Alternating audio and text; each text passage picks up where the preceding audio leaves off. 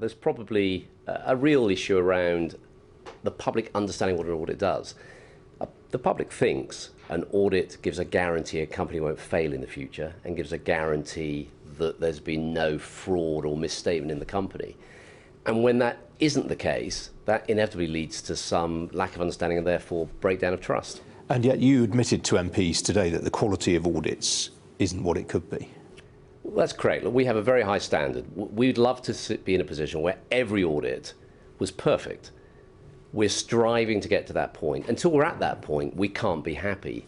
But we're content that we're doing the right things to move in that direction. Audit quality has moved on the FRC's measures from 56% back in 2011 to the high 70s on their last review. So it's moving in the right direction. It's not good enough yet.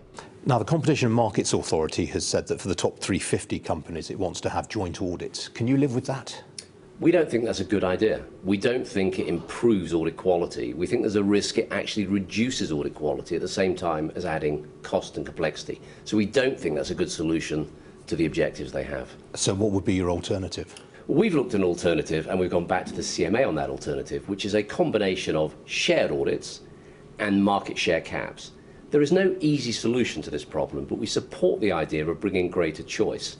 The work we've done, which we've shared with the CMA, indicates that if we had a mixture of shared audits and market share caps, over the next 5 years, 75 FTSE 350 companies would move to the challenger firms. Over 25% of the audit fees in the FTSE 350, excluding the largest 30 companies, would move to the challenger firms. That's a substantive shift in the market. So where would you set the market share cap? Well, we've suggested 80%. As an indicator, but as my earlier comment just said, the modelling we've done says you could easily get to 25% of the market shifting to the challenger firms over that 50 years with the right mechanism. It will take care, but we think that can be achieved. Now, one of the other things the CMA's left on the table is the prospect of a full breakup, separation of audit and consulting. Why do you say that's a bad idea? 3 reasons. Firstly, we think it's going to undermine audit quality. In our firm, Deloitte, we rely on the 2,000 people outside audit, in addition to the 4,000 people in audit every year, to deliver on audits. Without the multidisciplinary model, without the whole firm, we can't deliver quality audits. Second thing, resilience. Our firm has revenue of 3.6 billion.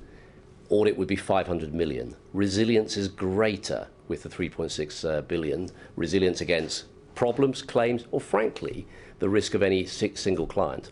Thirdly, international alignment. It would be wrong at this stage for the UK to create a system which was misaligned, adds cost and complexity to capital markets compared to other major capital markets. Now, 2 of your rivals, PwC and DY, have both said today they're going to separate out non-essential consulting work from audit. Why can't you do that? Well, we've suggested that very early on. So in our submission to the very early submission to the CMA, we made that point that we thought that was what should happen.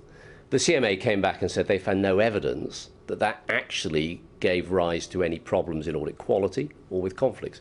We still propose that is what should be done. So all we've said is we think that should be part of a bigger solution rather than just done on its own. For us, non-audit services are about 7% of our revenue in the UK, so it's just over £200 million. We think the right thing to deal with that public trust is for that to be banned, subject to the definitions in the future.